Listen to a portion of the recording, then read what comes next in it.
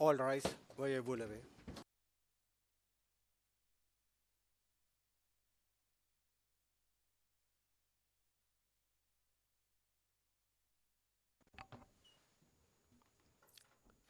The International Criminal Tribunal for the former Yugoslavia is now in session. La Giant du Tribunal Penal International pour l'ex-Yougoslavie est ouvert. Please be seated.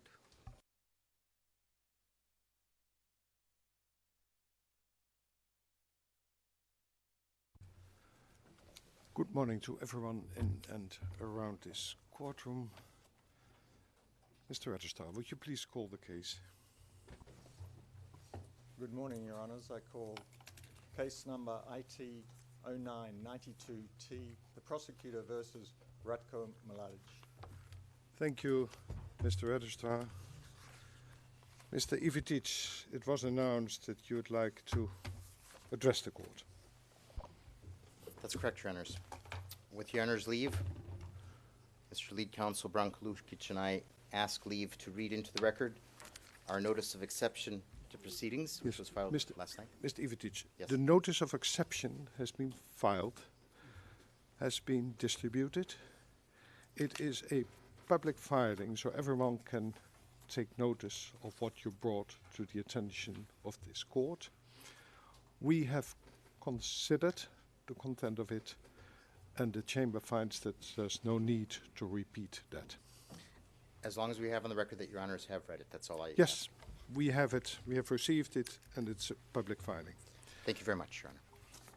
Thank you, Mr. Ivitic.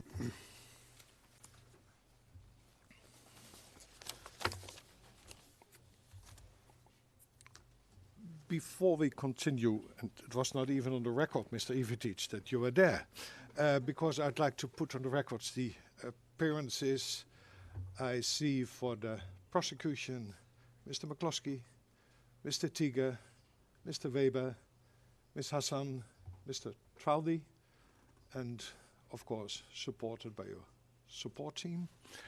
I see for the defense Mr. Lukic, I see Mr. Ivitic, I see Mr. Stojanovic, and I see Mr. Saljan is there as well, also supported by your support team.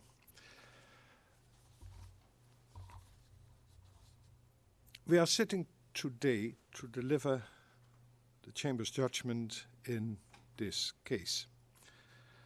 The Chamber stresses that during this hearing it will only deliver a summary of its findings. This summary does not in any way form part of the judgment. The only authoritative account of the Chamber's findings is in the written judgment, which will be made available after this hearing.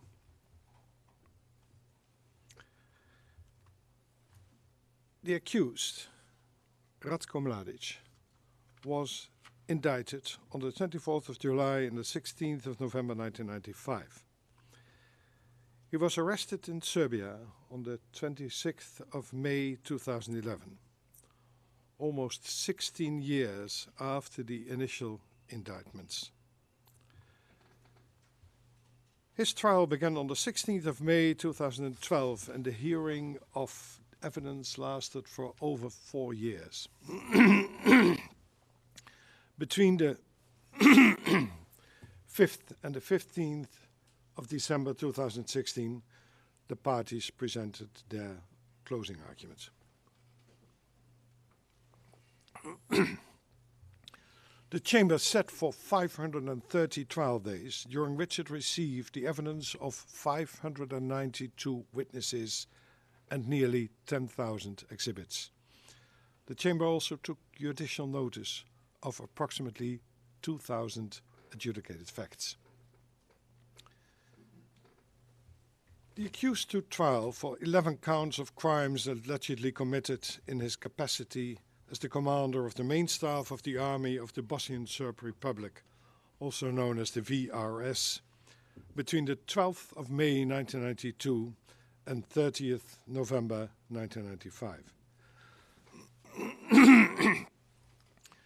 The indictment charged 2 counts of genocide and 5 counts of crimes against humanity, namely prosecution, murder, extermination, deportation, and the inhumane act of forcible transfer.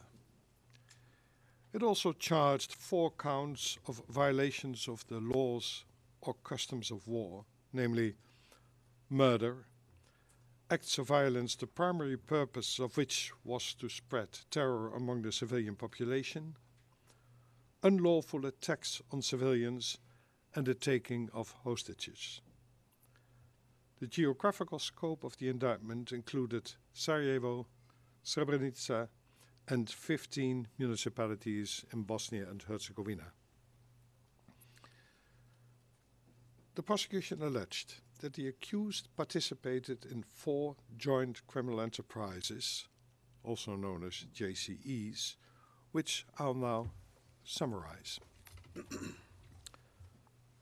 First, an overarching JCE, which had the objective of permanently removing Muslims and Croats from Serb-claimed territory in Bosnia and Herzegovina through the commissions of the crimes charged in the indictment, including genocide, persecutions, extermination, murder, the inhumane act of forcible transfer, and deportation.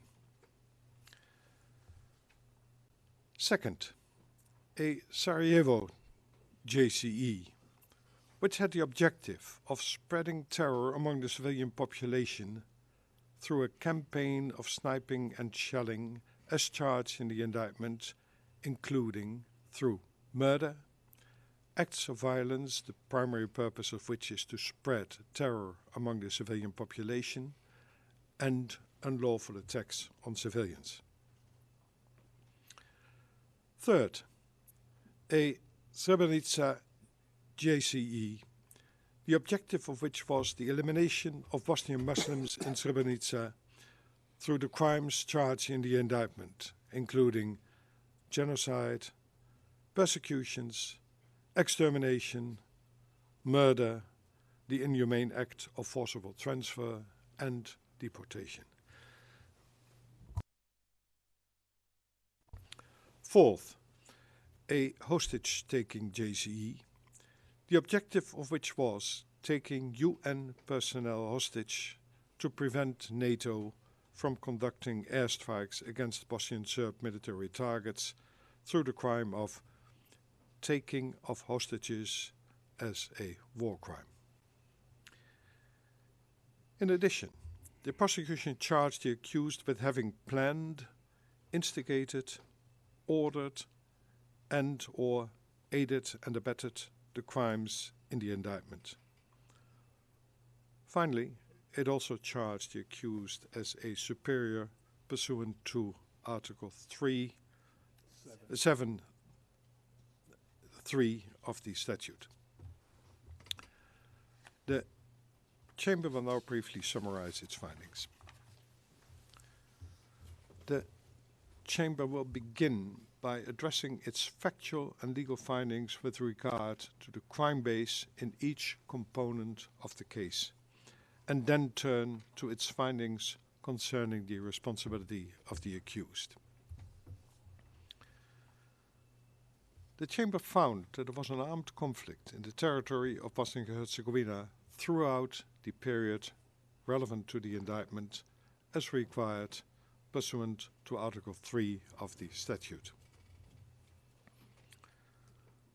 The Chamber will now address the municipalities component of the case. The Chamber found that in several of the municipalities, murders were committed which constituted crimes against humanity and violations of the laws and customs of war. The Chamber found that before, during, and after Bosnian Serb forces attacked non-Serb villages, many victims were killed. Circumstances were brutal. Those who tried to defend their homes were met with ruthless force. Mass executions occurred, and some victims succumbed after being beaten. Many of the perpetrators who had captured Bosnian Muslims showed little or no respect for human life or dignity. For example, on or about the 31st of May 1992, Bosnian Serb forces rounded a group of Bosnian Muslims men near the Ruptly bridge in Sanski Most municipality. 4 of them were killed on the way to the bridge. Once at the bridge, the Bosnian Muslims were forced to jump into the river one by one. Once in the water, Bosnian Serb forces opened fire, killing at least 28 of the Bosnian Muslims, all male, including a minor and 2 elderly men. 1 man survived. In July 1992, 24 Bosnian Muslim detainees suffocated while being transported from Betonica detention center to Manjača camp. Guards at Betonica confiscated water bottles and forced some detainees to consume salt before the 9-hour journey. The trucks were hot, crammed, covered with tarpaulins, and the detainees received no water. In an attempt to survive, a number of them drank their own urine and made holes in the tarpaulins to get air, but stopped when the policemen men escorting the men threatened them. Once they arrived at Manjača camp, those deemed not healthy were put back on the truck, as Božidar Popović, the camp commander, said, and I quote, "Put the shit back. I don't need dead people." End of quote. The chamber found that some of these murders amounted to exterminations as a crime against humanity. For example, on or around the 25th of July 1992, police and members of the VRS aimed a machine gun at the entrance of room 3 in Curatem camp, where a large number of detainees were held. During the night, some form of chemical gas was thrown into the room, causing the detainees to panic and for some of them to try to exit. Spotlights were shown on the room, and the soldiers and guards executed the detainees with automatic weapons as they exited, killing many of them. They then proceeded to shoot detainees inside the room, including some who were trying to hide. The soldiers and guards killed between 190 and 220 detainees that night. The chamber found that forcible transfer and deportation were committed in many municipalities. With regard to the conditions at the relevant times, the chamber found, for example, that from the 12th of May 1992 onwards, local authorities in Kotovaros municipality imposed restrictions on Bosnian Muslims and Bosnian Croats' freedom of movement, which were implemented by the VRS. Killings, unlawful detentions, and acts of inhumane treatment were also committed in the municipality in June and July 1992. The chamber found that parts of the Bosnian Muslim and Bosnian Croat population, including women and children, were forcibly displaced from Kotovaros municipality between June and November 1992. The chamber found that deportation and the inhumane act of forcible transfer as a crime against humanity were committed in the municipalities of Banja Luka, Bijeljina, Foča, Ilica, Cluj, Kotovaros, Novigrad, Pale, Prijedor, Rogatica, Sanski Most, Sokolac, and Vlasenica.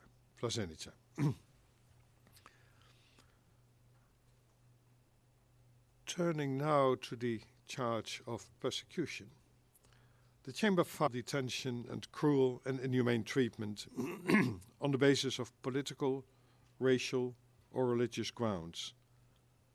For example, in several and water were scarce, which led to some cases of severe malnutrition and death.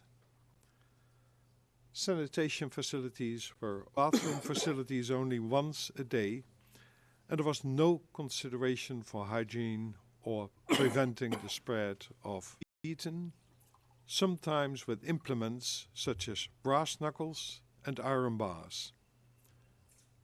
Medical care was also inadequate. Degrading sexual acts with one another. Many Bosnian Muslim women who were unlawfully detained were raped. For example, at a house known as Karaman's House in Foča municipality, several groups of women and girls as young as 12 years old were routinely and brutally raped. The victims would sometimes be assigned to individual soldiers, and other times were forced to have sex with multiple men. One witness gave evidence that a soldier had taken her to a celebration where they were approached by the accused, who asked the soldier whether the witness was his, and I quote, Herzegovinian woman, end of quote, before turning to the witness directly and asking her whether she was, and I quote again, faring better than in Alia's state, end of quote. The Chamber now turns to count 1, genocide in 6 of the municipalities. Genocide encompasses the commission of prohibited acts with the intent to destroy, in whole or in part, a protected group as such. These prohibited acts can include killing or causing serious bodily or mental harm. In this case, the protected groups were Bosnian Muslims and Bosnian Croats. The Chamber found that a large number of Bosnian Muslims and Bosnian Croats in some of these municipalities were subjected to killings and or serious bodily or mental harm. The Chamber then examined the specific intent of the physical perpetrators. The Chamber found by majority, territory dissenting, that the physical perpetrators in Sanski Most, Vlasenica and Foča, and certain perpetrators in Kotovaros and Prijedor municipalities intended to destroy the Bosnian Muslims in those municipalities as a part of the protected group. The Chamber then considered whether the targeted part constituted a substantial part of the protected group and concluded that the Bosnian Muslims targeted in each municipality formed a relatively small part of the protected group and were also in other ways not a substantial part. Consequently, the Chamber was not satisfied that the only reasonable inference was that the physical perpetrators possessed the required intent to destroy a substantial part of the protected group of Bosnian Muslims. The Chamber will now address the Sarajevo component of the case. From mid-May 1992 until November 1995, the VRS, in particular the Sarajevo-Romania Corps, also known as the SRK, deliberately shelled and sniped the civilian population of Sarajevo, often at locations that had little or no military value. As a result, hundreds of civilians were killed and thousands were injured. Many were shot while undertaking daily activities such as walking with their children, fetching water, collecting wood, or while at the market. For example, on 18 November 1994, a member of the SRK shot a Bosnian Muslim woman walking on the street with her children. The bullet passed through her abdomen and hit her 7-year-old son in the head, killing him. On 5 February 1994, members of the Sarajevo-Romania Corps shelled Makale Market, resulting in the killing of 68 people and injuring over 140. Almost all of the victims were civilians and included women, children, and elderly. In 1994 and 1995, the Sarajevo-Romania Corps attacked Sarajevo with modified air bombs, highly inaccurate weapons that had a devastating effect on impact. Consequently, the Chamber found that the use of modified air bombs constituted indiscriminate attacks on individual civilians and the civilian population as a whole.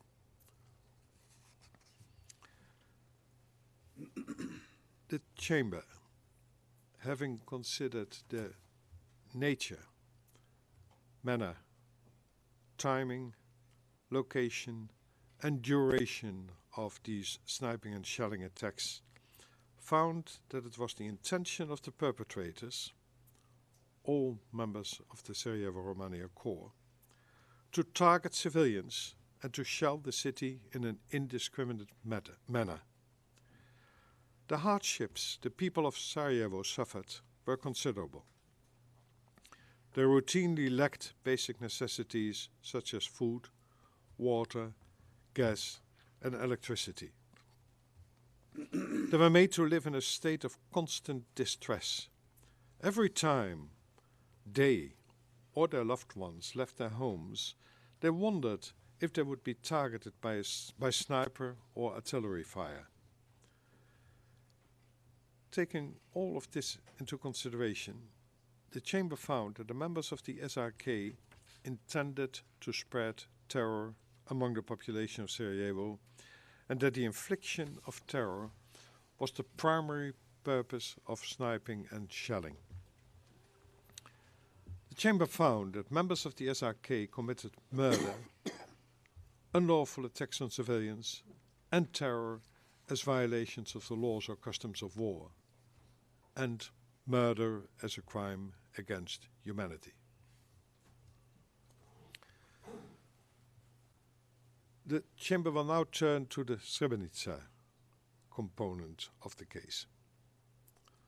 On the 8th of March 1995, Radovan Karadzic issued Directive Number 7 and ordered the Drina Corps to, and I quote, create an unbearable situation of total insecurity with no hope of further survival or life for the inhabitants of Srebrenica. End of quote. On the 31st of March 1995, Mladic signed Directive Number 7.1, which translated Directive 7 into operational military tasks and called for a strategic operation against the enclave. Approximately 15 to 20 days before the takeover of Srebrenica town, the VRS formed a plan called Krivaja 95 to attack the enclave, intending to make it disappear, to empty it, and to make the area Serbian territory by forcibly removing the Bosnian Muslim population. The VRS attack began on the 6th of July, and by the 11th of July they had entered Srebrenica town. During the attack, the VRS embarked upon a campaign of burning Bosnian Muslim houses and mosques. Thousands of Bosnian Muslims, mostly women, children and elderly, fled to Potocari to seek shelter in the compound used by the UN Protection Force, known as UNPROFOR. The vast majority of the able-bodied Bosnian Muslim men fled the enclave on foot in an attempt to reach Tuzla. By the 12th of July 1995, between 25,000 and 30,000 Bosnian Muslim civilians had gathered in Potocari, 5% of whom were able-bodied men. Conditions in and around the UNPROFOR compound were dire. Food and water were scarce, and there was a shortage of medical supplies. People were exhausted and frightened. Serb forces created a terrifying atmosphere by shelling near the compound and by taking people away, some of whom never returned.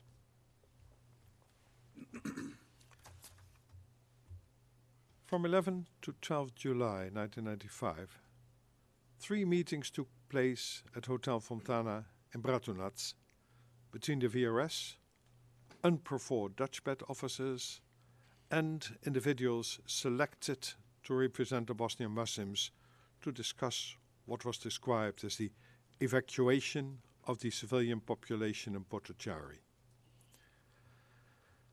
The VRS's screening of men aged between 16 and 60 for war crimes was also discussed. On the 17th of July 1995, a document was signed stating that the civilians were to be, and I quote, evacuated, end of quote, to Kladanj municipality by the VRS and Bosnian Serb Republic police forces under the supervision and escort of UNPROFOR. From the 12th to the 14th of July 1995, the VRS and the Ministry of the Interior, known as the MUP, organized the transport of approximately 25,000 Bosnian Muslims, mostly women, children and elderly, out of Srebrenica enclave to territory under control of the Army of Bosnia and Herzegovina in convoys of buses and trucks. Bosnian Serb soldiers systematically separated Bosnian Muslim men of military age who were trying to get on board. Some of the separated males were as young as 12 years old and some older than 60 years. The separations were frequently aggressive. The people being transferred were told that the Bosnian Muslim men would follow later. They never followed. The Bosnian Muslim men taken from Potocari were detained in temporary detention facilities and later, together with others captured from the column fleeing on foot, bused to various execution sites in Srebrenica, Bratunac and Zvornik municipalities. The chamber found that many of these men and boys were cursed, insulted, threatened, forced to sing Serb songs and beaten while awaiting their execution. Bosnian Serb forces, primarily members of the VRS, systematically murdered several thousand Bosnian Muslim men and boys, the vast majority of over just a few days from the 12th until the 17th of July 1995. The Chamber will now describe some specific examples.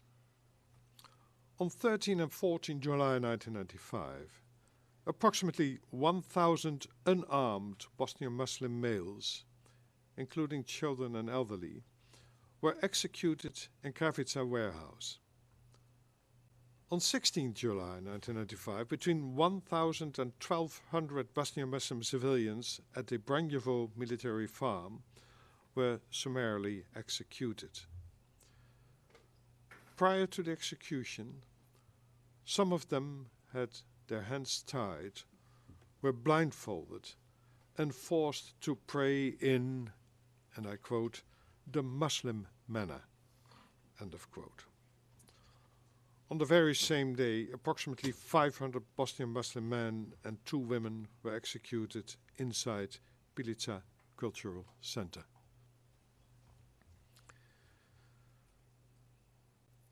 During several weeks in September and early October 1995, senior members of the VOS and the MUP attempted to conceal their crimes by exhuming their victims' remains from several mass graves, and then reburying those remains in more remote areas in Zvornik and Bratunac municipalities. Their attempt to cover up the Srebrenica massacres ultimately failed. The chamber found that Bosnian Serb forces engaged in an operation to murder thousands of Bosnian Muslims from Srebrenica with discriminatory intent so as to constitute the crime of persecution. Some of those murder incidents were found to constitute extermination. The chamber also found that several of the charged incidents constituted the inhumane act of forcible transfer. The chamber now turns to the allegation of genocide in Srebrenica. Count 2 of the indictment. The chamber found that the prohibited acts as set out in the legal definition of genocide, that is, killing and causing serious bodily and mental harm, were committed by the physical perpetrators against the Bosnian Muslims of Srebrenica. The chamber then examined the specific intent of the physical perpetrators. As explained in detail in the judgment, the chamber found that the physical perpetrators intended to destroy the Bosnian Muslims in Srebrenica, a substantial part of the protected group. The chamber therefore found that the crimes of genocide, persecution, extermination, murder, and the inhumane act of forcible transfer were committed against Bosnian Muslims in and around Srebrenica. The chamber now turns to the hostage component of the case.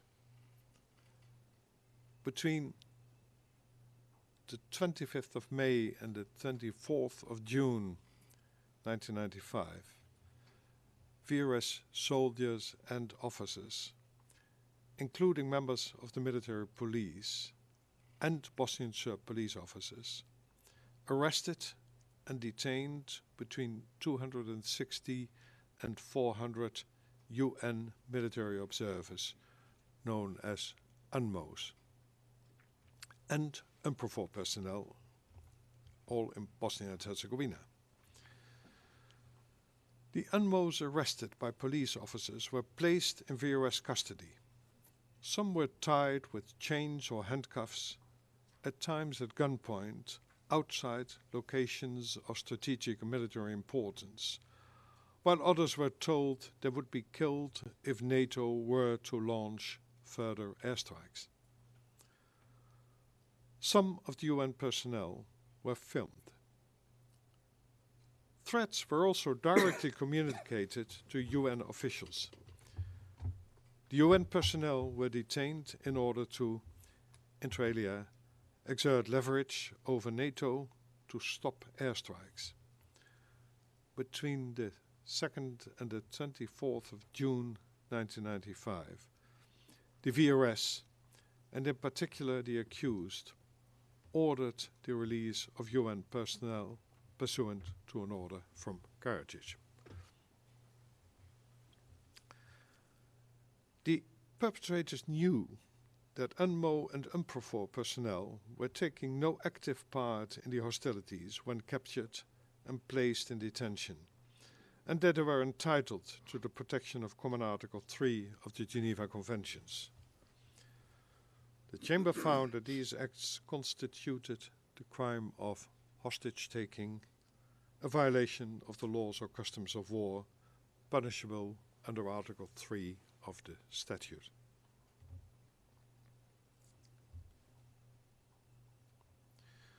The Chamber will now turn to the responsibility of the accused in relation to each alleged joint criminal enterprise. The Chamber found that the accused held various positions in the Yugoslav People's Army and, as of the 12th of May 1992, served as the commander of the main staff of the army of the Bosnian Serb Republic, the VRS, who remained in this position until at least the 8th of November 1996. With respect to the overarching joint criminal enterprise, the Chamber found that between 1991 and the 30th of November 1995, there existed a JCE with the objective of permanently removing Muslims and Croats from Serb-claimed territory in Bosnia and Herzegovina through persecution, extermination, murder, the inhumane act of forcible transfer, and deportation.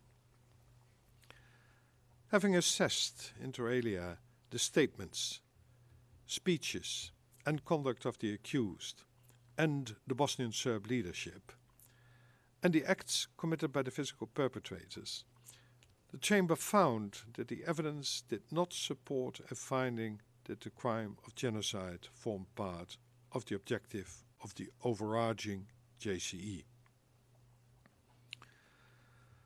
The members of the overarching joint criminal enterprise included Radovan Karadzic, Momcilo Krajisnik, Biljana Plavšić, Nikola Koljević, Bogdan Subotic, Momcilo Mandic, and Micho Stanisic. Many of the charged crimes were committed by units used as tools in furtherance of the overarching joint criminal enterprise. These included members of the VRS, MUP, and territorial defense under the supervision of the Bosnian Serb Ministry of Defense, various paramilitary groups, and members of regional and municipal authorities.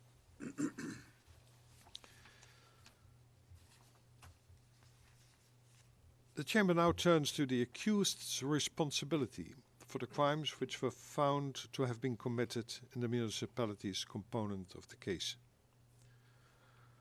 To determine the accused's contribution, the Chamber considered the accused's acts during the existence of the overarching JCE, in particular the accused's acts vis-à-vis the VRS, given that many of the principal perpetrators of crimes were VRS members. Between May 1992 and 1995, the accused issued orders which established and organized the VRS and its organs. The accused was also closely involved in VRS operations, as evidenced by regular briefings. Mr. Ivetic. Your Honors, I've been asked by the accused if he may use the facilities, the bathroom. Yes. Then I'll first finish my sentence, and then we'll take a break of 5 minutes.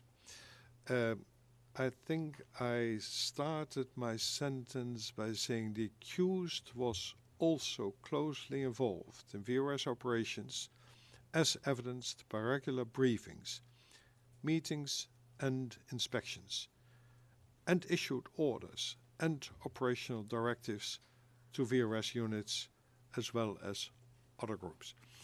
We'll take a short break and we'll resume at 11:15. All rise. Voyez vous lever.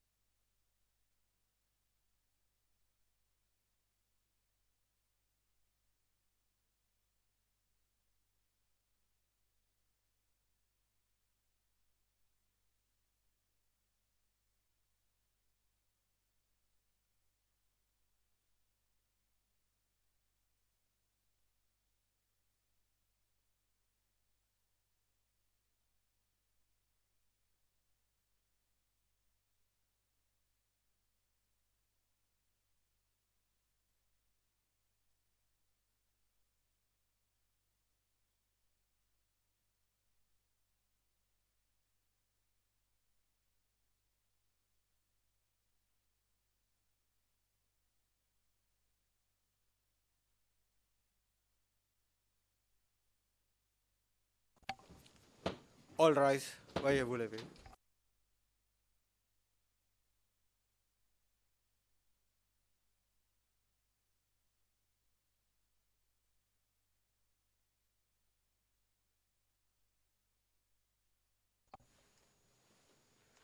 Please be seated.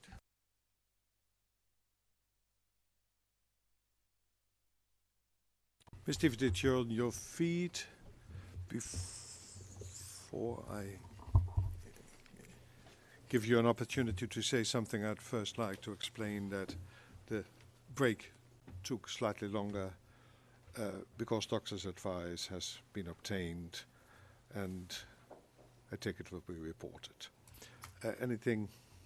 Yes, Your Honors, I would like to place on the record information that I believe was provided to you, that Mr. Mladic's blood pressure was read 3 times during the break.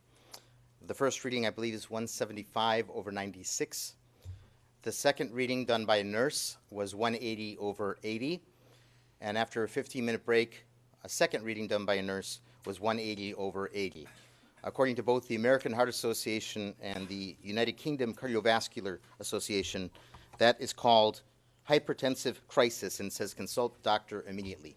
Under those circumstances, the defense asks that Your Honors either halt these proceedings or we waive reading of the summary and pronounce your judgment so that we can lessen the risk of further harm to Mr. Mladic's health given this extremely delicate situation with his blood pressure that we already have a medical opinion states could lead to a fatal condition for him.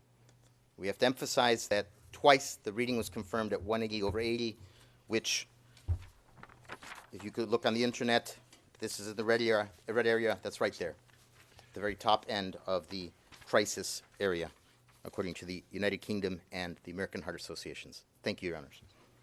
The Chamber will not rely on the internet, but rather rely on doctor's advice.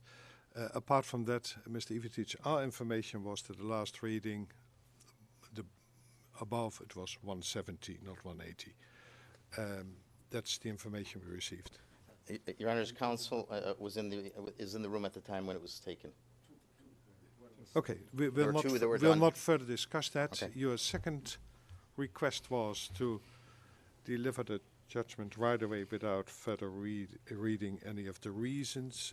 I'll have to discuss this with my colleagues, and the first thing I'll ask them is whether we can immediately decide this here, being in the courtroom, or whether we take another short break for that. Understood, Your Honors.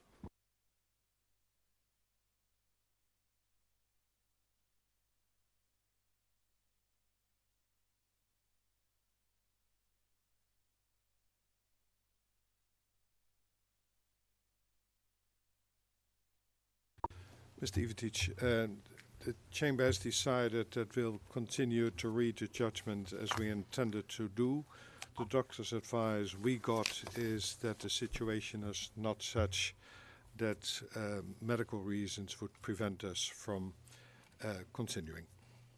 Your Honors, and the defense would ask that this medical advice be put in writing, signed, and made part of the record. Mr. Ivetić, I have given a decision. I'll now continue to read the judgment. Mr. Mladic wants to consult with counsel, I take it. If he does it in such a way that no one can hear your voice, Mr. Mladic, and sit down, please. Mr. Mladic, sit. Mr. Mladic, sit. Mr. Mladic, if you continue like this, we adjourn. Mr. Mladic will be removed from the courtroom. Curtains down. Yes, Mr. Mladic is. We adjourn. Curtains down. Mr. Mladic will be removed from the courtroom. That's how healthy he is.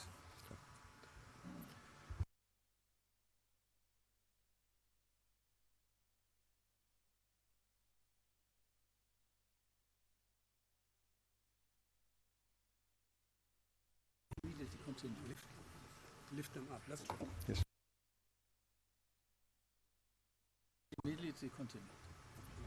We'll immediately continue. No, let's continue. No.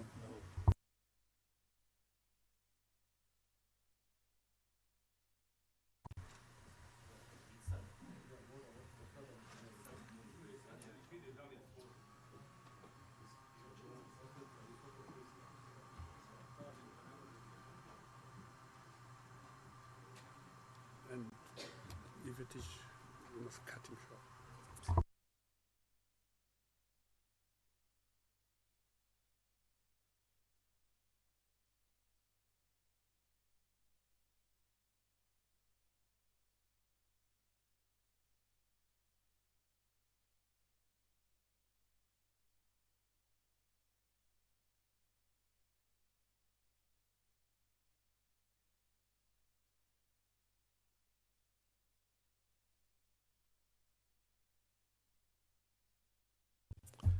Yes, it was a very short adjournment.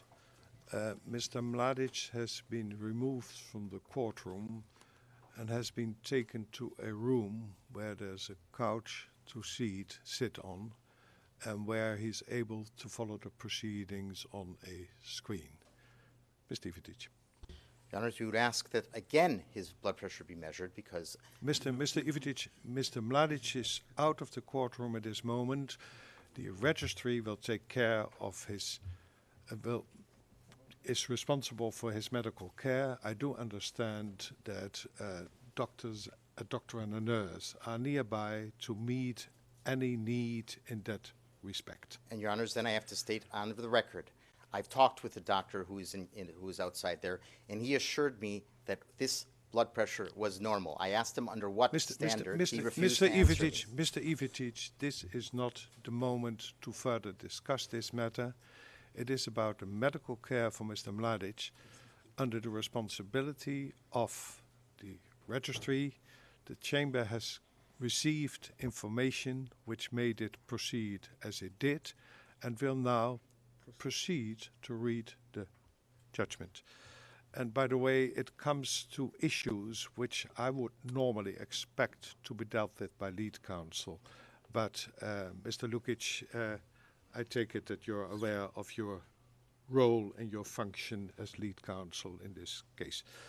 I'll now proceed. Do you want me to respond or you just... No. I just reminded you of your position.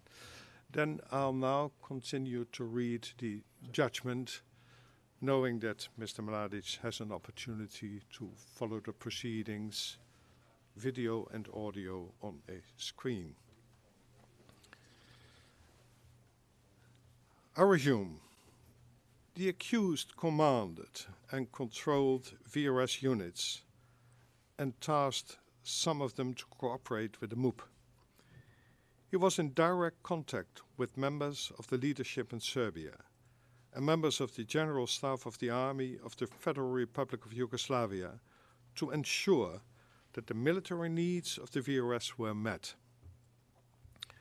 The accused also addressed the Bosnian Serb Assembly during several of its sessions on issues surrounding the development of policies of the Bosnian Serb political leadership and often suggested to Bosnian Serb politicians what position they should take during peace negotiations in order to achieve the strategic objectives as initially defined.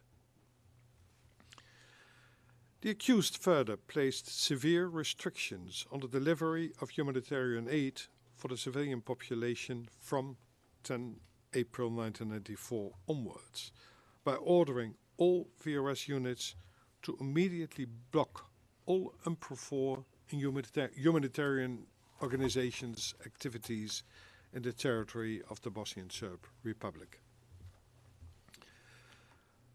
Between September 1992 and at least March 1995, the accused introduced and maintained a controlled and centralized system of spreading propaganda related to Bosnian Croats and Bosnian Muslims. The accused also made deliberately the misleading statements to members of the media and the international community in relation to crimes committed. The accused's acts were so instrumental to the commission of the crimes that without them, the crimes would not have been committed as they were. In light of this, the Chamber found that through his actions, the accused significantly contributed to achieving the common objective of permanently removing Muslims and Croats from Serb-claimed territory in Bosnia and Herzegovina by committing the crimes of persecution, extermination, murder, deportation, and the inhumane act of forcible transfer. The Chamber considered the accused's significant contribution to the objective of the overarching joint criminal enterprise, as well as his statements, in particular his repeated use of derogatory references to Bosnian Muslims and Bosnian Croats, and his expressions of commitment to an ethnically homogeneous Bosnian Serb republic, even in territories that previously had a large percentage of non-Serb inhabitants. It found that the accused was aware of and intended for the crimes of deportation, the inhumane act of forcible transfer, murder, extermination and persecution to be committed against Bosnian Muslims and Bosnian Croats. The Chamber found that the accused shared the intent to achieve the common objective of the overarching JCE and held this intent as early as the 12th of May 1992. Therefore, he was a member of the overarching JCE from 12 May 1992.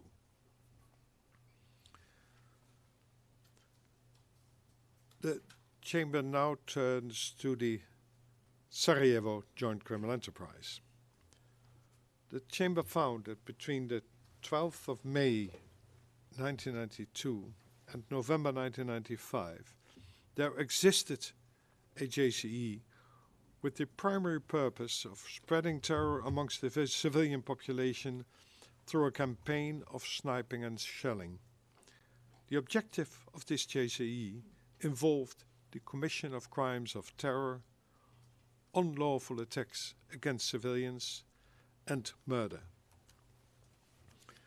The members of the Sarajevo Joint Criminal Enterprise were members of the Bosnian Serb military and political leadership and included Radovan Karadzic, Stanislav Galic, Dragomir Milosevic, Momcilo Krajisnik, Biljana Plavšić, and Nikola Koljevic. The charged crimes were all committed by units of the Sarajevo-Romania Corps. The Chamber now turns to the accused's responsibility for the crimes which were found to have been committed in the Sarajevo component of the case. The Chamber considered the accused's acts and omissions during the existence of the Sarajevo Joint Criminal Enterprise in order to determine whether he significantly contributed to this joint criminal enterprise. The Chamber found that the accused was involved in the establishment of the Sarajevo-Romania Corps and made personnel decisions concerning the SRK, commanded SRK units from 1992 to 1995 in various operations, procured military assistance from the army of the Federal Republic of Yugoslavia during the siege, ordered the production and use of modified air bombs on Sarajevo, and participated in policy discussions between 1992 and 1995 with members of the Bosnian Serb government.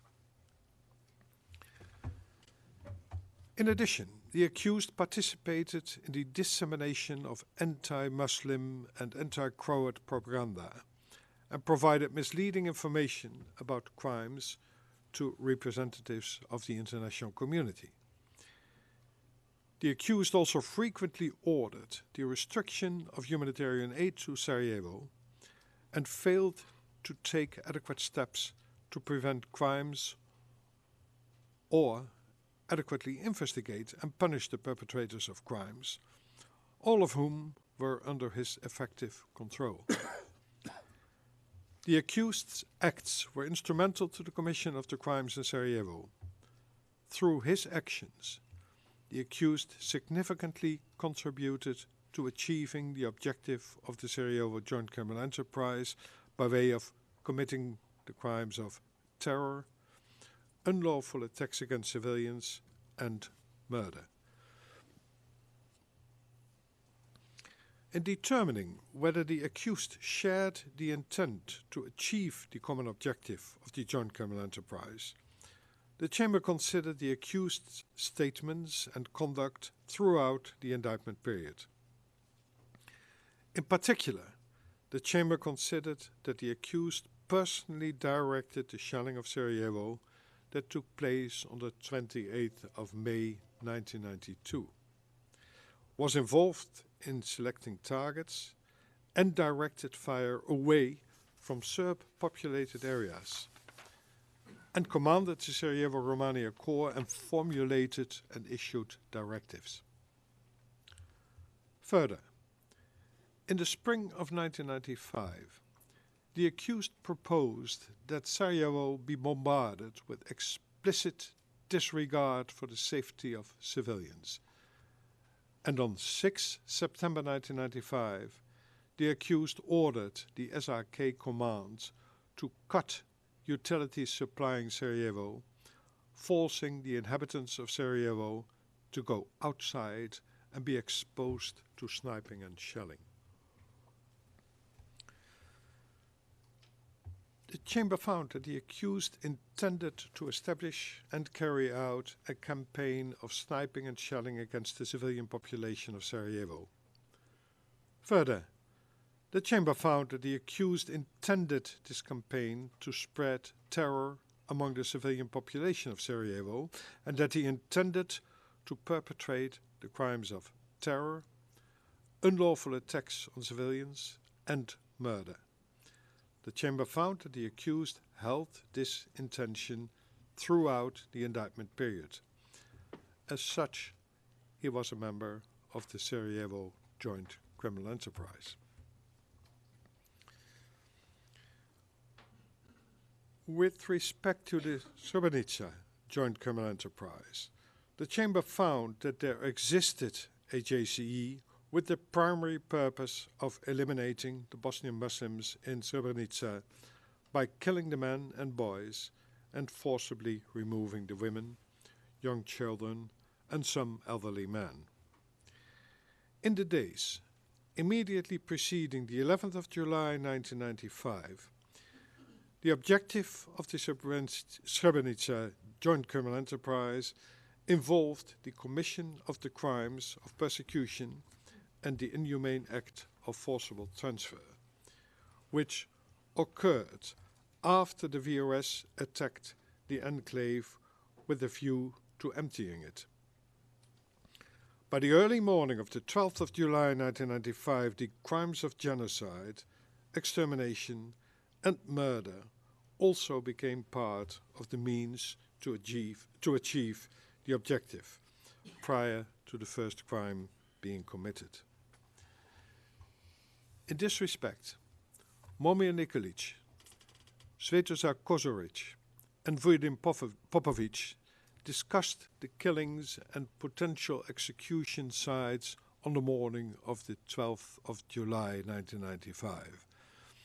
And Trodomir first ordered that Batkovic camp be prepared for a large number of detainees. He then conveyed that this plan had been given up. The JCE existed until at least October 1995, when reburials in Zvornik and Bratunac municipalities took place. The members of the Srebrenica Joint Criminal Enterprise included Radovan Karadzic, Radislav Krstic, Vujadin Popovic, Zdravko Tolimir, Ljubomir Borovčanin, Svetozar Kozoric, Radivoje Militic, Radoslav Jankovic, Ljubiša Beara, Milenko Živanovic, Vinko Pandurovic, and Vidoje Blagojevic. The charged crimes, except for the ill treatment and killing near the town of Trnovo of 6 Bosnian Muslim men and boys, were committed by VRS or MUP units, all under the operational command of the Drina Corps or the main staff at the time. As such, JCE members used these units to commit the Srebrenica crimes in furtherance of the joint criminal enterprise. The Chamber now turns to the accused's responsibility in relation to the Srebrenica component of the case. In determining whether the accused significantly contributed to the Srebrenica joint criminal enterprise, the Chamber has considered the accused's acts and omissions during its existence. The accused, in particular, recommended the promotion of Krstic to replace Živanovic as commander of the Drina Corps. This recommendation was implemented on the 13th of July 1995. Between at least the 11th of July and the 11th of October 1995, he issued several orders to VRS forces, including the Drina Corps, concerning the operation in and around Srebrenica. And on the 11th and 12th of July 1995, he gave orders to MUP commander Borovchanin and his units. Further, in July and August 1995, the accused provided misleading information about the crimes, and he failed to take adequate steps to prevent crimes or to adequately investigate or punish members of the VRS and other elements of the Serb forces under his effective control for such crimes. The principal perpetrators of the crimes forming part of the Srebrenica joint criminal enterprise were members of the VRS or the MUP. The accused commanded and controlled both VRS and MUP units during the Srebrenica operation and its aftermath. The accused's acts were so instrumental to the commission of the crimes that without them, the crimes would not have been committed as they were.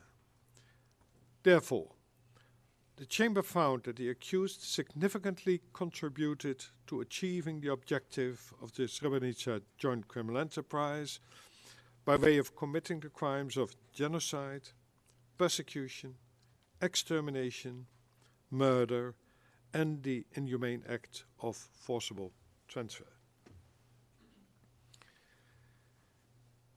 In determining whether the accused shared the intent to achieve the common objective of the Srebrenica joint criminal enterprise, the Chamber considered his statements and conduct throughout the takeover of the enclave. These included, among other things, his role in the Hotel Fontana meetings on the 11th and the 12th of July 1995, and his presence at the meeting at the Bratunac Command Center on the 13th of July with VRS and MUP officers, during which the task of killing or liquidating Muslim males near Konjovic Polje was discussed. They also included his orders to separate the Bosnian Muslim men from the women, children and elderly in Potocari from the 12th of July 1995, and his presence during the gathering of Bosnian Muslims in Potocari on the 12th and the 13th of July 1995, and during the separation of Bosnian Muslim men. Finally, the Chamber considered the accused's denial of the crimes committed in Srebrenica, as well as the measures he took to provide misleading information and to prevent the media from knowing what was happening there. The Chamber has further considered the accused's presence at Nova Kasaba Football Stadium, and Sandici Meadow on the 13th of July 1995, where several thousand Bosnian Muslim males were detained, and his misleading assurances that they would be taken to Bratunac to be exchanged.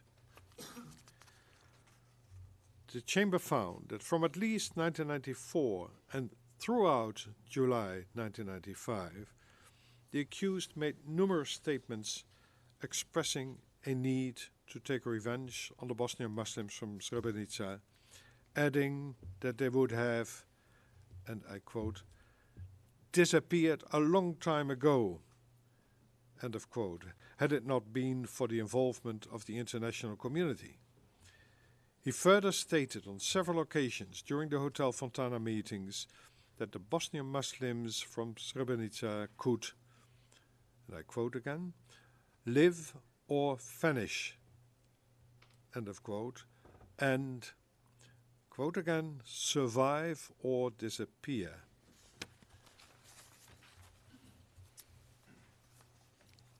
Based on the foregoing, the Chamber found that the accused intended to eliminate the Bosnian Muslims in Srebrenica by killing the men and boys and forcibly removing the women, young children and some elderly men through the commission of the crimes of persecution, murder, extermination and the inhumane act of forcible transfer.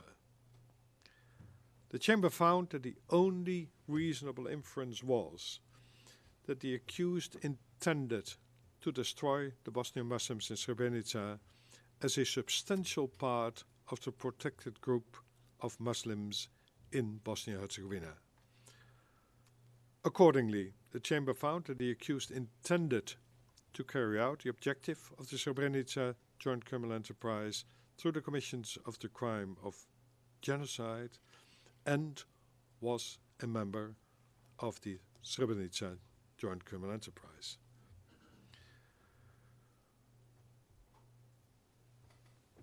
With respect to the hostage-taking Joint Criminal Enterprise, the Chamber found that the JCE existed from around the 25th of May 1995, when NATO airstrikes against Bosnian Serb targets commenced, until approximately 24th of June 1995, when the last UN personnel were released.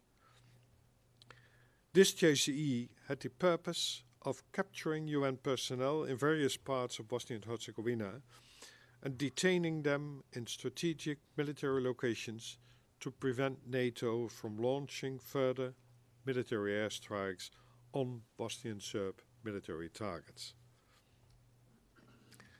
The members of the hostage-taking Joint Criminal Enterprise were members of the VRS main staff, the VRS Corps commands, Radovan Karadzic and Nikola Kojevic.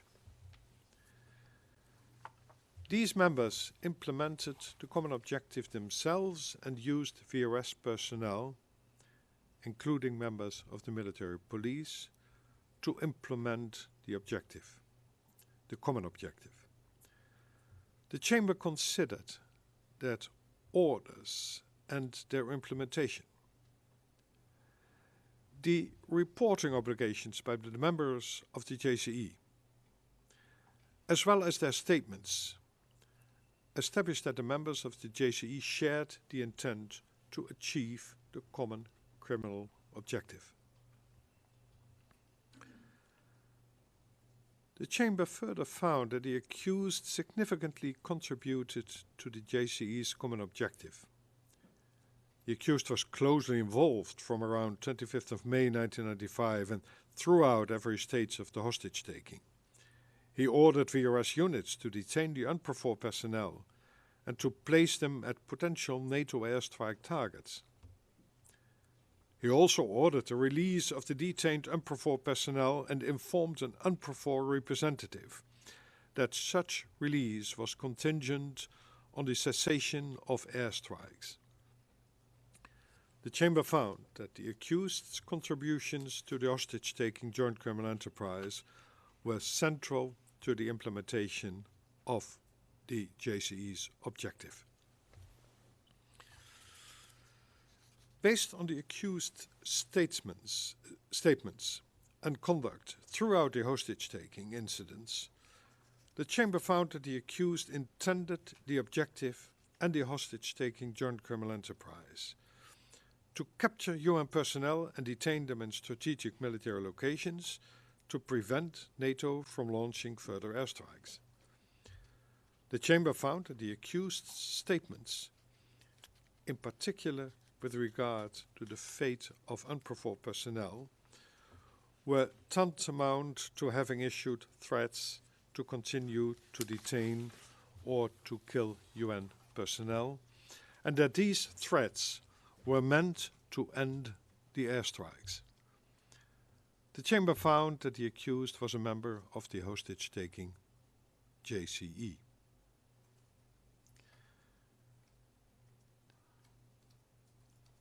Having summarized its findings, the Chamber will now give its verdict.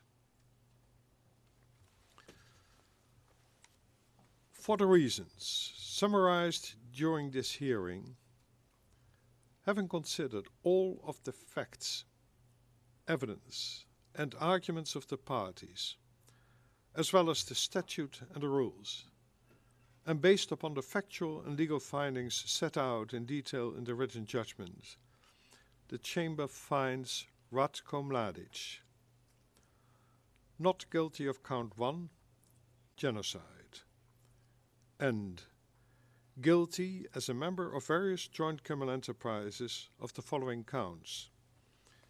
Count 2, genocide. Count 3, persecution, a crime against humanity. Count 4, extermination, a crime against humanity. Count 5, murder, a crime against humanity. Count 6, murder, a violation of the laws or customs of war. Count 7, deportation, a crime against humanity. Count 8, the inhumane act of forcible transfer, a crime against humanity. Count 9, terror, a violation of the laws or customs of war. Count 10, unlawful attacks on civilians, a violation of the laws or customs of war. And count 11, taking of hostages, a violation of the laws or customs of war. In determining the appropriate sentence to be imposed, the Chamber has taken into account the gravity of the crimes of which he has been found guilty. The crimes committed rank among the most heinous known to humankind and include genocide and extermination as a crime against humanity. As mitigating factors, the defense referred to various circumstances, including the benevolent treatment by Mr. Mladic of and assistance to some victims, his good character, and his diminished mental capacity, poor physical health, and advanced age. For the reasons set out in the judgment, the Chamber considers that most of the factors raised in mitigation by the defense carry little or no weight. For having committed these crimes, the Chamber sentences Mr. Ratko Mladic to life imprisonment. This concludes the delivery of the judgment. The Chamber stands adjourned. All rise. Veuillez vous lever.